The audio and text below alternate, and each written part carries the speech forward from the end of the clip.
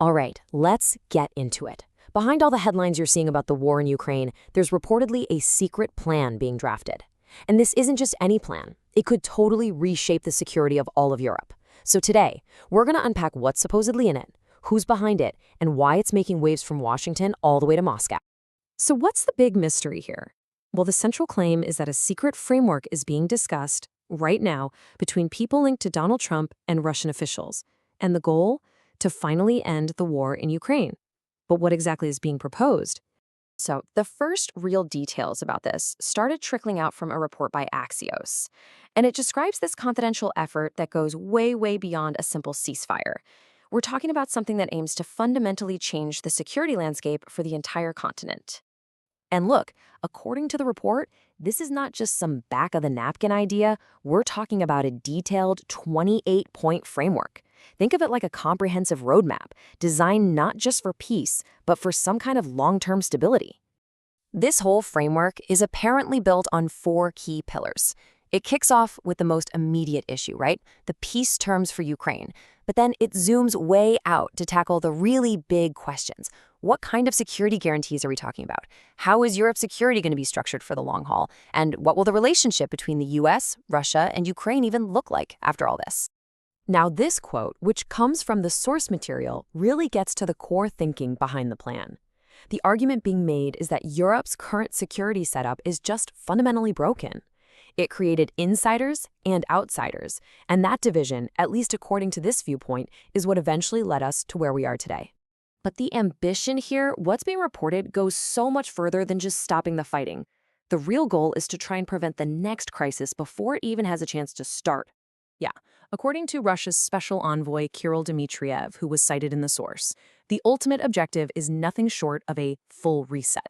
The whole idea is to completely overhaul the system that allowed this crisis to happen in the first place, to make sure it just doesn't happen again. And this timeline really helps put it all in context.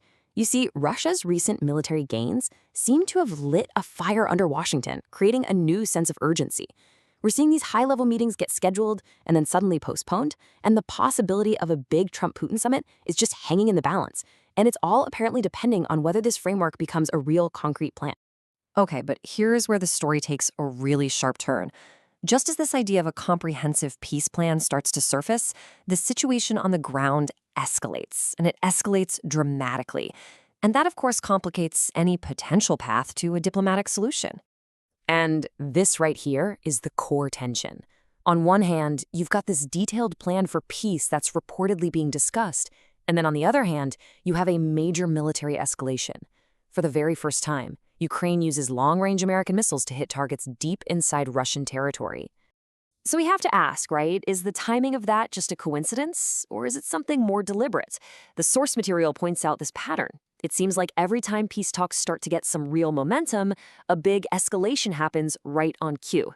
It almost implies that there are some groups out there who really don't want this war to end. Now, that recent escalation, it might actually help explain the next piece of this puzzle. A really sudden and pretty significant change in who the US is sending to talk to Kyiv. So check out how this changed. Originally, a political envoy, a guy named Witkov, was all set to meet President Zelensky. Then, all of a sudden, that trip is canceled. And who gets sent in his place? A delegation of high-ranking Pentagon officials. That's a pretty clear shift from a diplomatic chat to a military one. So why the swap? Well, the speculation is that it's about delivering a direct, unfiltered message.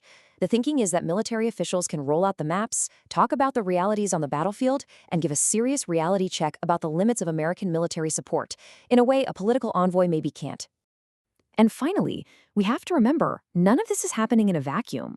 The source points to several other things going on in the region that just add more and more layers of complexity, showing just how tough any peace deal would be to actually pull off. And man, all these other threads just complicate any potential deal. You've got the EU reportedly using the crisis to centralize more power. Over in Poland, there are these conflicting reports about railway sabotage. And then, right inside Ukraine itself, you have political infighting, with a member of Zelensky's own party publicly calling for a top official to resign. It is a very, very messy picture.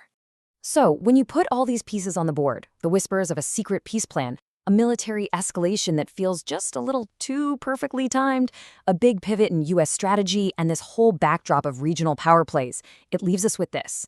In a continent that's wrestling with its past and its future, what is the real endgame for European security? That, right there, remains the ultimate question.